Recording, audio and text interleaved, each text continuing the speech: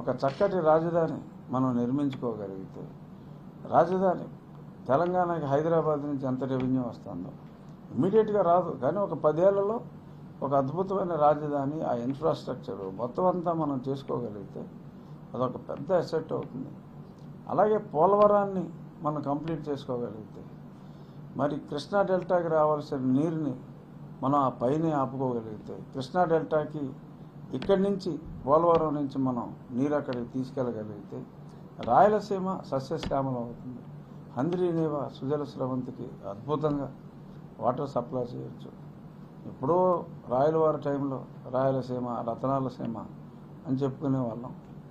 మళ్ళీ రాయలసీమ రతనాలసీమగా, మరీ డ్రై ఏరియాలు ఉంటే డ్రిప్ ఇరిగేషను, వ్యవసాయానికి అనుకూలంగా ఉన్న వాటికి మరి ఆ శ్రీశైలం నుంచి డైవర్ట్ చేసిన వాటర్తో ఇరిగేషను, ఎంతో పచ్చని పంటలతో అలరారే అవకాశం మనకి.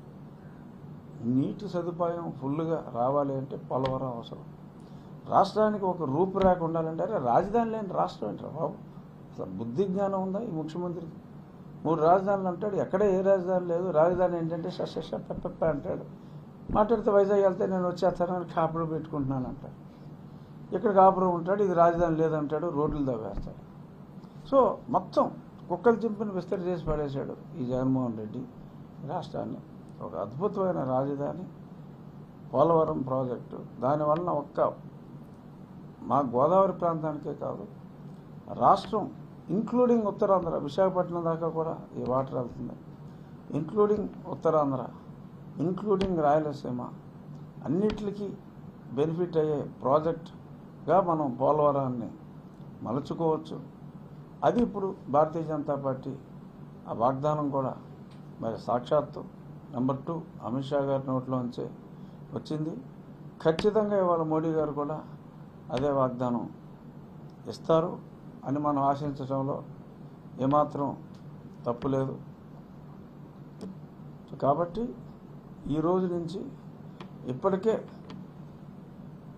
సర్వేలన్నీ పూర్తిగా అనుకూలంగా ఉన్నాయి. ఏ సర్వే చూసినా ఆర్టీవీ రవిప్రకాష్ డెఫినెట్గా మరి ఈ ప్రైవేట్ న్యూస్ ఛానల్స్కి ఆర్జుడు రవిప్రకాష్, మరి ఆయన కొత్త ఛానల్ నుంచి చెప్పింది పూర్తిగా అనుకూలంగా ఉంది.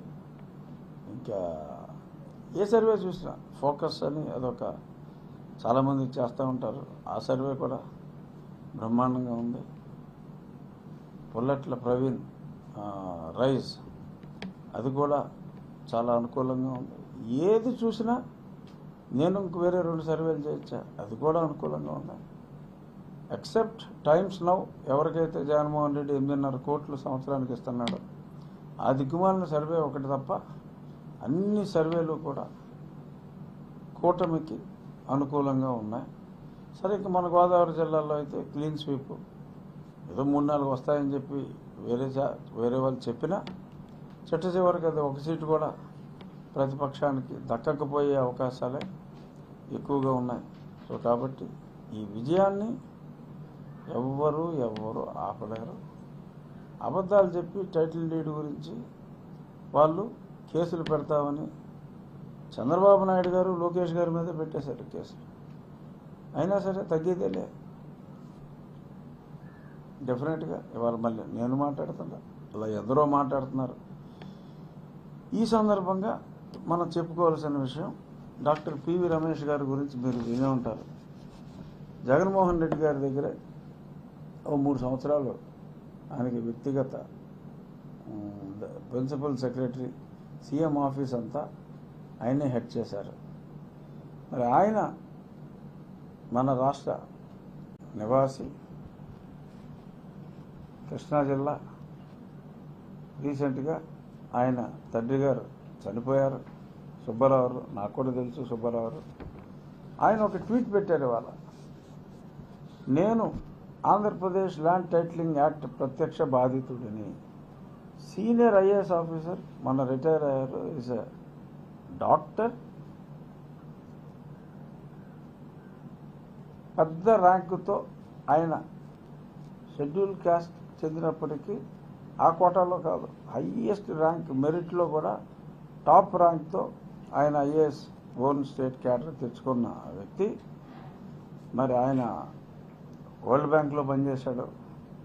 ఆయనకి ల్యాండ్ టైటిలింగ్ యాక్ట్ ప్రత్యక్ష బాధితుడిని కృష్ణా జిల్లా విన్నకోట గ్రామంలో చనిపోయి